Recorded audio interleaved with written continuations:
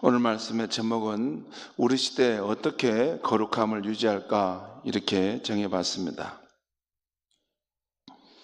오늘 느헤미야 말씀은 2500년 전에 하나님의 언약 백성들이 어떻게 하면 거룩함을 유지할 수 있을까 하는 기준을 가지고 그 느헤미야가 계획했던 이야기인데, 오늘 우리 시대는 어떻게 해야 되는가 하는 것을 잠깐 생각해 보면 좋겠습니다.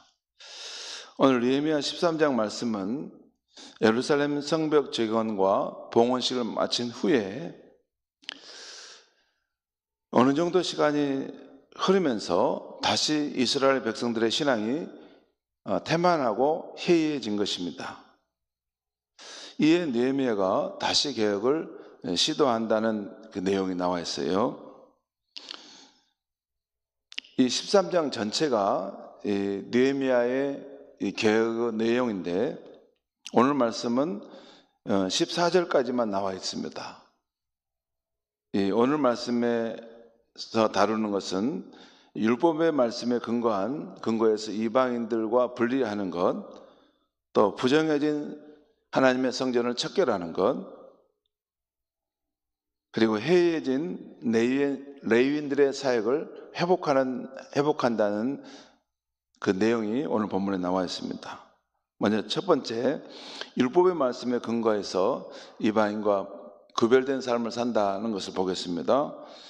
1절에 3절까지 말씀을 제가 읽으며 설명하겠습니다.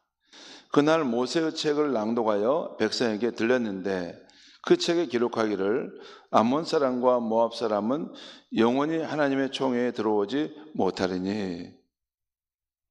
그날 모세의 책을 낭독했다 했어요. 여기서의 말하는 모세의 책은 신명기 24장 3절과 4절의 말씀을 말합니다. 그것을 이스라엘 백성들에게 낭독했는데, 거기에 보면 암몬 사람, 모압 사람은 영원히 하나님의 총회에 들어오지 못하리라, 그런 내용이 나와 있어요. 그리고 그 이유가 2절에 나와 있는데, 이는 그들이 양식과 물로 이스라엘 자손을 영접하지 아니하고 도리어 발람에게 뇌물을 주어 저주하게 하였습니다. 이 내용은 민수기 23장에 나옵니다. 그 출애굽 후에 약속의 땅으로 모세가 이스라엘 백성들을 인도해 갈 때 그 광야길을 지나가지 않습니까? 그때 그 양식과 물이 없어서 어려울 때인데 이 모압 사람들, 암몬 사람들이 철저히 배척하고 오히려 발람에게 뇌물을 주어서 그 이스라엘 백성들을 저주하게 하는 사건이 나오죠. 이게 민수기 23장에 나옵니다.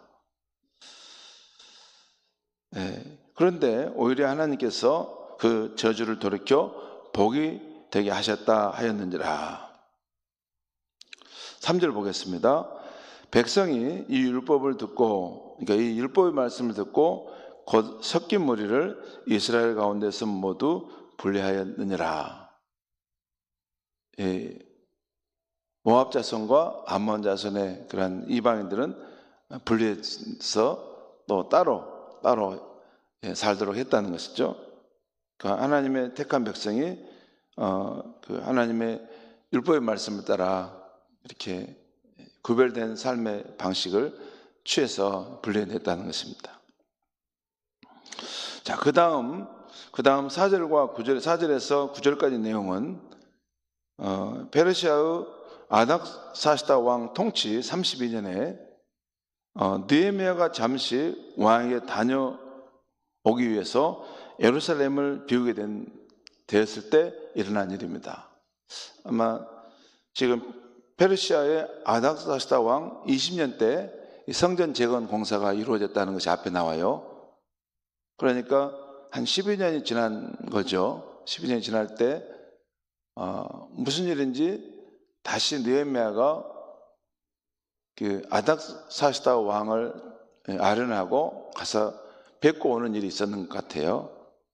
근데 그동안 예루살렘 이 도시를 비우게 되었는데, 그때 부정한 일이 일어났다는 것입니다. 다른 일이 아니라 대제사장 엘리야삽이 대적자 암몬 사람 도비아와 사적 관계를 맺고 성전 물건을 보관해두는 성전의 큰 방 하나를 내준 것입니다. 느헤미야가 다시 예루살렘으로 돌아와서 이 일을 알게 되고 이 일이 하나님의 거룩함을 훼손한 사건임을 알아서 단호한 조치를 취하고 원래대로 복귀시킨 것입니다. 그러니까 단호한 조치를 취했다는 것은 암몬 사람 도비아의 그런 모든 것들이 하나님의 성전의 한 방에 이렇게 물건이 있고 거기다가 사적인 그런 용도로 쓰고 있는 걸 보고 다 그걸 밖으로 내놓고 가져가게 하고 다시 그것을 원상복구했다는 것이죠. 그 이야기입니다. 그게 무슨 의미가 있느냐 하는 것을 조금 이따 다시 한번 보겠습니다. 그 다음에 10절에서 14절까지의 내용인데요. 이렇게 이스라엘 백성들의 신앙이 해이해지게 되자 백성들이 성전을 위한 11조를 드리지 않은 것입니다. 여러분, 우리도 보면 이제 믿음이 떨어지고 신앙이 해이해지면 이렇게 교회 재정이 어려워집니다. 되게 그럽니다.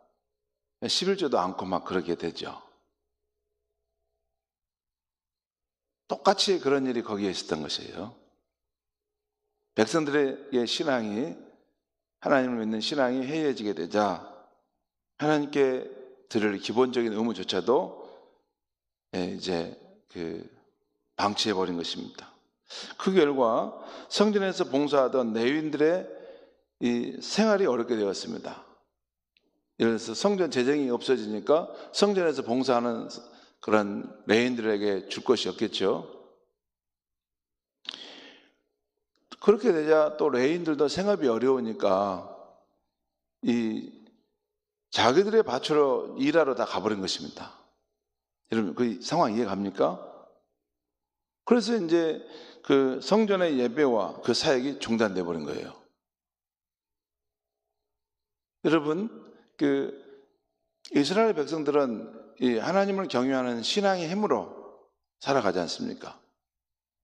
또 하나님께서 복 주시는 그 은혜와 힘으로 살아가는데 이렇게 신앙이 해이해지면서 하나님께 드릴 것도 안 드리고 그러면서 하나님께 예배하는 것, 사역하는 것들도 다 이렇게 흐지부지해 드리고 그 사역자들도 다 돈 벌러 자기 먹고 산다고 자기 밭으로 가버린다는 거예요. 그 이야기입니다. 한마디로 성전 예배와 그 사역이 중단돼 버린 것입니다. 그러면 이게 악순환이 되는 것은 그 백성이 이렇게 믿음과 영적인 힘을 얻어야 될 때 예배가 사라져 버리고 성전에 가서 그 힘을 얻을 수 있는 그런 것들이 없으니까 더 악순환이 되어지고 이제 백성들은 더 이제 도탄에 빠지고 믿음의 길을 잃어버리는 상황이 되어버리는 것이죠. 이때 이것을 느헤미야가 보고 다시 바로잡은 것입니다. 예배를 회복하고 또한 성전의 사역을 회복하고 이 일을 위해서 레위인들을 다시 다 불러 모아서 그들을 세우고 또 그들에게 줘야 될 것들을 백성들이 줄 수 있도록 했다는 내용입니다. 오늘 10절에 13절까지 제가 한번 읽어보겠습니다. 10절, 내가 또 알아본 중, 여기서 내가는 느헤미야입니다. 느헤미야가 또 알아본 중 레위 사람들이 받을 몫을 주지 아니하였으므로 그 직무를 행하는 레위 사람들과 노래하는 자들이 각각 자기 밭으로 도망하였기에로 내가 모든 만장들을 꾸짖어 이르기를, 관리들입니다. 관리들을 꾸짖어 이르기를 하나님의 전이 어찌하여 버림바 되었느냐 하고 레위 사람을 불러 모아 다시 제자리에 세웠더니 이에 온 유다가 곡식과 새 포도주와 기름의 11조를 가져다가 곳간에 드림으로, 그러니까 다시 백성들이 그런 생활의 11조를 하나님의 성전에 드렸다는 것입니다. 13절, 내가 제사장 셀레마와 서기관 사독과 레위 사람 후다야를 창고지기로 삼고 마따나의 손자 삭골의 아들 하나를 버금으로 삼았나니 이는 그들이 충직한 자로 인정됨이라. 예, 왜 느헤미야가 이렇게 충직한 사람들을 세워서 그 일들을 맡겼을까요? 아마 부정도 있었을 것 같아요. 부정도 있는 것 같아서 충직한 사람을 세워서 이 하나님의 성전에 들어온 이 물질들을 이렇게 바르게 또한 정의롭게 그것을 집행하도록 했던 것 같습니다. 그리고 그 직분은 형제들에게 분배하는 일이었느니라. 그러니까 성전에서 일하는 사람에게 그것을 합당하게 정의롭게 그것을 분배하는 일을 그 사람들에게 맡겼다는 것이에요. 이 내용들이 느헤미야가 오늘 말씀에서 이스라엘 백성들의 해이해진 신앙을 바로 잡은 개혁의 내용이라고 하겠습니다. 여러분, 오늘 말씀은 2500년 전에 중동 지역에 살던 이스라엘 백성들에게 주신 말씀입니다. 그렇죠? 이 말씀 우리하고 무슨 상관일까? 2500년 전에 그 이스라엘 백성들에게 주신 말씀이지만 과거의 그들이나 오늘의 우리나 하나님의 언약 백성된 사람들이라는 점에서는 같습니다. 그렇죠? 같죠. 하나님 택하신 언약 백성이라는 면에서 그들은 구약에서, 우리는 신약에서 예수 그리스도 안에서 하나님의 택한 언약 백성이라는 면에서 같아요. 그들은 성전에서 했다면 우리는 교회에서 그런 일들을 지금 이루어가고 있는 것이죠. 그래서 오늘 이 말씀은 우리도 함께 경청할 만한 말씀이라고 여겨집니다. 먼저 율법의 말씀에 근거한 이방인과의 분리 문제입니다. 이 말씀을 가지고 이제 오늘도 우리도 막 다 솎아내고 분리해서 다 이렇게 보내야 된다, 그런 것을 말하지는 않습니다. 신약시대는 구별된 삶을 산다는 것을, 여기는 요 영역은 거룩한 언약 백성들이 살고 요 영역은 이방인들이 살고 이렇지 않습니다. 신약시대는 온 세상, 온 이방인들의 한복판에서 거기에 하나님 언약 백성들이 그 가운데 살면서 이 어두운 가운데 빛을 밝히는 것입니다. 하나님 언약 백성들이 이 어두운 세상 한복판에 살면서 살아계신 하나님을 증거하고 하나님을 믿는 백성들은 어떻게 사는가를 보여줌으로써 세상 사람들이 이 세상의 주인이 누구인지를 모르고 또 이 세상을 자기 뜻대로 살아가는 것을, 이 세상의 주인은 하나님이시고 그 하나님의 뜻을 따라 살아가는 것이 인간의 본분이구나 하는 것을 세상 한복판에서 보여주도록 우리를 선택하여 부르셨다는 것입니다. 그게 다릅니다. 요걸 말씀 듣고 우리도 다 이제 이방인들 다 솎아내야 되겠다, 그런 게 아닙니다.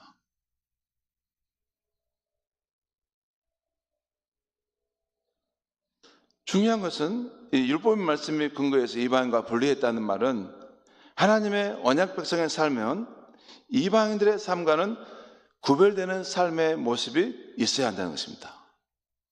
예를 들어 일주일에 하루, 주일을 하나님의 정하신 날로 정해서 주일을 성수하는 것, 또 시간과 물질과 관계의 우선순위를 하나님께 두는 것,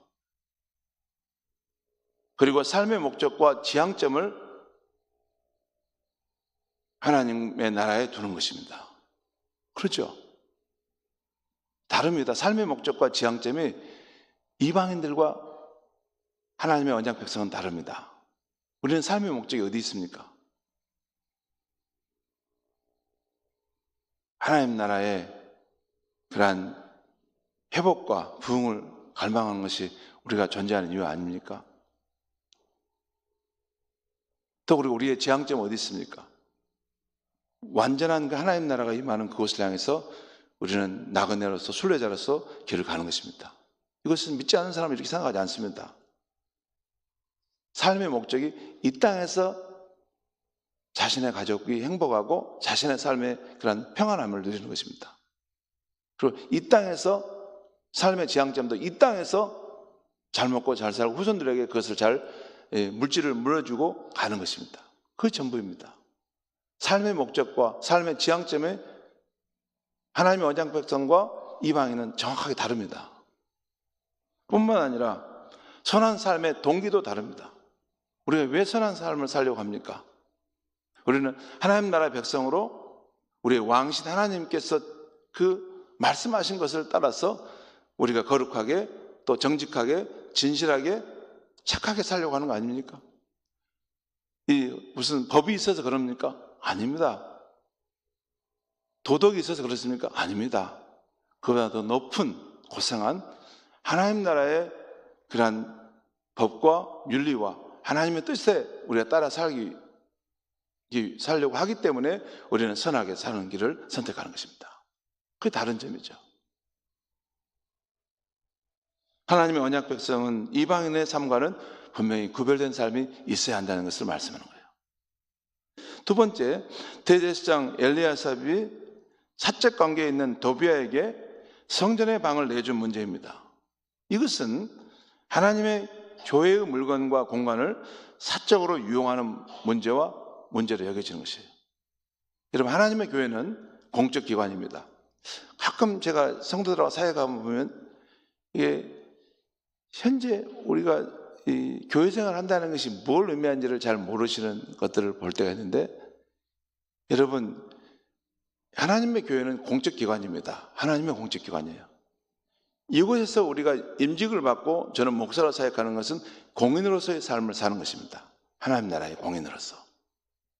내 사인의 삶이 우리 가정에 가면 내가 있죠.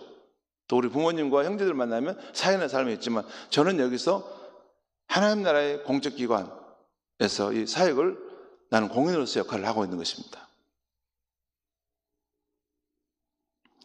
그런데 우리가 경계하지 않으면 교회의 물건이나 공간을 사적으로 이용하거나 사적 유익을 취하는 것으로 선을 넘을 수 있다는 것입니다. 그래서 늘 경계해야 합니다. 이 교회의 모든 재산과 물건은 하나님 나라와 복음을 위하여 공적으로 쓰여지도록 해야지 사적으로 유용돼서는 안 되는 것입니다. 이것이 기준입니다. 사적으로 유용돼서는 안 되는 것입니다. 하나님 나라 복음을 위해서 이것이 하나님께서 준비하신 것이고 그렇게 쓰여지도록 해야 되는 것입니다. 여러분, 저는 우리 교회 공간을 이웃들이 와서 사용하는 것에 항상 문을 열고 개방하려고 합니다.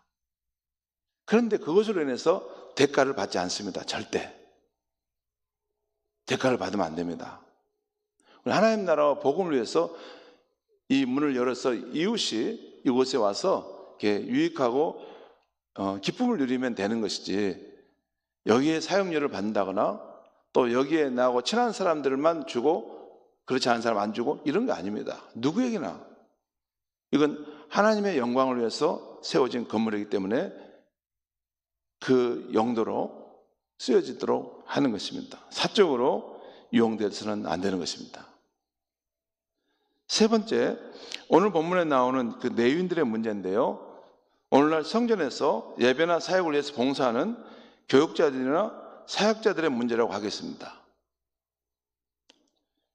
여러분, 우리 시대는 교육자들이나 사역자들의 대우를 어떻게 해주는 것이 맞을까요? 제가 담임 목사로 이것을 가만히 제 동기들이 하는 교회의 모습이나 또 우리 교회의 모습을 제가 가만히 볼 때 두 부류가 있습니다. 크게 두 모습이 있어요. 어떤 교회는 교육자는 가능하면 가난하고 청빈하게 살아야 한다고 해서 되도록이면 적게 대우해 줍니다. 여러분, 그런 교회 있습니다. 진짜 박절하게 대우해서 그 교육자들이 너무 힘들어하는 걸 제가 들을 때가 많습니다. 그럽니다. 그 장로님 몇 분이 어디서 그것을 들었는지 몰라도 교육자는 가난하고 청빈하게 살아야지 은혜로워. 이렇게 해서 그것을 본인의 삶이 아닌데 다른 사람을 강요해서 그렇게 요청하는 사람이 있어요. 그래서 그 교육자들은 너무 힘들어한다는 걸 느꼈습니다. 그런 말씀을 해요. 반대로 이런 경우도 있습니다. 어떤 교회는 교육자의 대우는 우리 시대의 경제, 사회적 환경에 맞춰서 해줘야 되는 것이 아닌가, 이렇게 한다는 것입니다. 그래서 그 시대의 상황에 맞춰서 해주려고 하는 그런 교회가 있습니다. 우리 교회는 어느 교회일까요? 두 번째 교회입니다. 우리 교회는 우리 목사님들, 우리 교육자들 대할 때 우리 시대의 지금 상황 있지 않습니까? 옛날에 못 먹고 못 입을 때가 있었지만 지금 우리 시대는 이게 전체적인 풍요의 시대가 되고 부가 이렇게 어느 정도 단계 올라온 시대가 됐지 않습니까? 우리 자녀들은 이렇게 뭐 결혼 하나 해줄 때 이렇게 잘해주는데 우리 교육자들을 저렇게 박절하게 가난하게 하면 안 되지 않겠습니까? 우리 시대에 맞게끔 해주십시다. 그래서 우리 부목사님들 사택도 이렇게 좀 여러분 크게 넓히고 저 밖에 아파트도 이렇게 참 잘 구비해 가지고 사시도록 했습니다. 저는 아주 잘했다고 생각합니다. 여러분 어떻게 해주는 것이 맞을까요? 제가 이 부분에 대해서 짧게 제가 말씀드리면, 여러분 우리 성도들과 이 교육자들의 입장과 별도로 하나님의 관점이 있어요. 하나님은 어떻게 이 상황을 보실까 할 때 하나님은 성경의 큰 정신이 이렇습니다. 이 주의 사역자, 이 교육자들은 자기 생업이 아니라 영적인 일을 위해서 온전히 헌신하기 때문에 생업을 하는 성도님들이 그 영적인 유익을 받는다면 그 하나님의 종들, 사역자들의 그 물질적인 삶은 책임져 주는 것이 마땅하지 않느냐. 이게 성경에 나타난 하나님의 정신입니다. 그렇죠? 영적인 유익을 끼치면 성도들은 물질적인 유익을 또 끼쳐서 서로 돕는 관계, 이것이 하나님이 정하신 성경의 법칙입니다. 그런데 여러분 사도 바울 같은 사람 있죠? 사도 바울 같은 건 전혀 안 받고 자비랑해서 그렇게 삶을 살아요. 그러면 어떤 장로님들은 그걸 보고 사도 바울은 저렇게 하지 않습니까? 사도 바울은 특별한 사항입니다. 그렇게 하는 사람도 있지만 그건 특별한 예외인 것이고, 일반적인 상황은 교회에서 영적인 일을 해서 성도들에게 영적인 유익을 끼치면 성도들은 이 교육자의 물질적인 삶을 어느 정도 채워주고 지원해 주는 것이 서로 상호 보완 관계에 있는 것이죠. 그게 일반적인 삶입니다. 그러면 서로는 어떻게 그 기준점을 맞추는 것이냐? 여기에 대해서 한 말씀만 말씀하고 마치겠습니다. 교육자는 할 수만 있으면 그 필요 이상의 것들을 더 받으려고 하는 것이 아니라 생업에 필요한 만큼, 또한 하나님의 나라와 복음을 위해서 사는데 너무 핍절하지 않을 만큼 이 정도를 받는 것이 맞고, 되도록이면 이 정도도 괜찮습니다, 이렇게 말하는 것이 맞고, 반대로 교회와 성도는 아닙니다. 요즘에 물가도 많이 오르고 자녀들 양육비도 많이 들어갈 텐데 목사님, 우리가 너무 적게 드린 것 같아서 이번에 더 드리겠습니다. 그래서 교회나 성도는 더 드리려고 하는 것이 맞다는 거예요. 교육자는 할 수 있으면 하나님의 나라와 교회를 향해 더 적절하게 적게 쓰려고 하는 것이 맞고, 성도들은, 교회는 할 수 있으면 목사님들에게, 사역자들 더 드리려고 하는 것, 그 교회가 은혜로운 교회라는 것입니다. 서로 안 주려고 하는 것이 아니라, 그것이 건강한 교회의 모습이라고 생각합니다. 여러분 각자의 생각은 다를 수 있습니다. 각자의 생각은 다를 수 있지만 우리의 생각이 중요한 것이 아니라 하나님의 생각이 중요합니다. 하나님의 교회의 사역자들과 성도의 관계를 어떻게 두었는가. 그리고 잠깐 저를 한번 보시죠. 이런 말씀을 하면 굉장히 불편하고 어려워지는데, 사실 여러분 교육자가 전하는 그 생명의 말씀을 받아서 우리 성도들의 신앙이 유지되고 우리가 함께 천국에 가지 않습니까? 그렇지 않습니까? 다른 누가 해줍니까? 그러면 교육자와 성도들의 삶은 사실 하나로 연결된 겁니다. 하나로 연결된 가족입니다. 때가 되면 천국에 가면 다 다시 만날 거 아닙니까? 그리고 그 생명의 복음을 전해주는 분은 교육자들 아닙니까? 서로를 사랑하고 서로를 존중하고 또 서로를 아껴주는 그런 공동체가 되려고 하는 것, 그렇게 하는 것이 진정한 천국의 공동체의 모습인 줄 믿습니다. 기도하겠습니다. 하나님 아버지, 오늘 이 아침에 말씀을 들었습니다. 우리는 하나님의 말씀을 들을 때 우리가 가지고 있는 이전의 어떤 생각들이 있습니다. 또 자기의 그런 판단과 고집이 있습니다. 하나님, 그래서 항상 어떤 일을 할 때 긍정적이고 희망적이고 하나님의 나라를 위해서 더 높은 차원으로 생각하기보다는 우리의 기질적인 모습에 함몰될 때가 많습니다.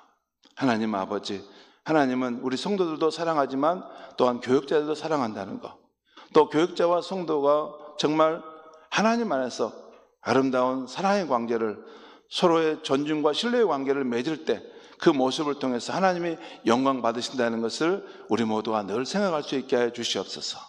우리 교회가 이 어두운 세상에서 세상 사람들에게 살아계신 하나님을 믿는 신앙의 공동체는 이렇게 살아간다는 것을 분명하게 보여줄 수 있는 공동체가 되게 하여 주시고, 그 가운데서 하나님 교역자와 성도들의 관계가 세상 그 누가 볼 때도 너무나 존귀하고 아름답다라고 여겨질 만큼 서로 사랑하며 서로 존중하는 그러한 사랑의 공동체가 될 수 있도록 우리 교회에 은혜를 베풀어 주시옵소서. 예수님의 이름으로 기도하옵나이다. 아멘.